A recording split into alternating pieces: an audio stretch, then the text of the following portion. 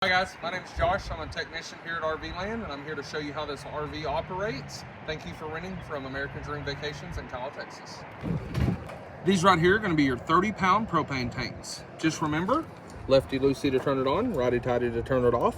Whichever way that this lever is pointing is the bottle that you're using. Always make sure that the opposite bottle is in the off position when one is in the on position.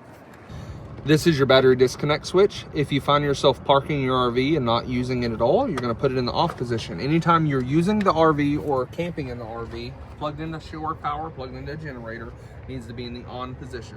Located right here, what you're going to see is the extend and retract for the stabilizer jacks. Remember, stabilizer jacks are not meant to lift or level the RV in any sort of fashion.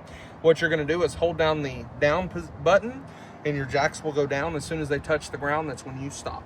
Water heater over here on the exterior. You're gonna have a switch on the bottom right here that says on and off. Just make sure it's in the on position. You'll have switches inside to select gas or electric. If you are not getting any hot water from either side, you can press both of these buttons simultaneously, and what that does is that resets the board and makes sure you get hot water. You're gonna have to wait 30 to 40 minutes for it. Docking station. This is where you're gonna hook your water hose up. So, this right here is where you hook your water hose up to either run your city water or to fill your tank, whatever works best for you. And then right here, you're gonna have your black tank flush. If you're using the black tank flush, make sure that the black tank valve is in the open position and the gray tank valves are in the shut position.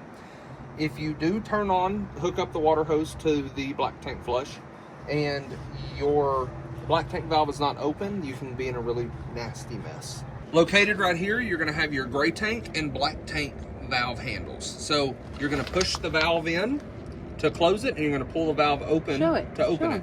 I will.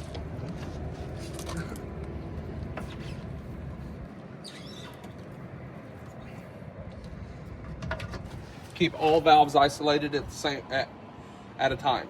So never open the black and gray at the same time, always one or the other. 30 amp RV service plug. Make sure that when you twist and lock it on, you lock the collar, which is what this is, and twist it on, so if the wind catches the cord, it doesn't cause any type of short circuiting or unplug your trailer while you're asleep. You are gonna have a ladder to access the roof on this RV. It's rated at 225 pounds. When you go to get up on the ladder and you get up on the roof, make sure that you check your shoes and there's nothing in your shoes that could damage or rip or tear the rubber roof membrane. Over here, you're gonna have coax outlets and two 110 plugs. So if you want to put a television out here, maybe a blender to party, whatever you choose, choice is yours. If you find yourself using your furnace to stay warm in the wintertime, make sure you and your children stay clear of this cover right here because you can burn yourself. It is going to be very, very hot. In this RV, you're going to have a 12-volt refrigerator. So temperature adjustment for the refrigerator is going to be here. Temperature adjustment for the freezer is going to be here, and you can raise and lower the temperature just like this. The lower the number, the warmer the temperature, the higher the number, the colder the temperature. If you scan this thing right here on Greystone, it'll take you somewhere unknown. I have no idea. You're gonna have your Greystone microwave. Remember, when being plugged into shore power, the immediate way to know that you're plugged into power is if your microwave's on. If your microwave's not on, chances are your RV's probably not plugged into power.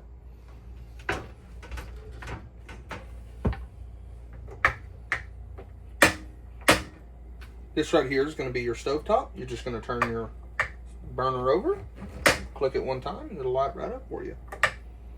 Oven. As far as the oven goes, right here there's going to be a little flame. So you're going to push in and rotate till it stops. You're going to hold that down, and then about 10 seconds later, you're going to start clicking, and then you'll see a small blue flame at night at the bottom. Logging into the system in this RV, you're going to press 9999 to get yourself logged in. That's the password.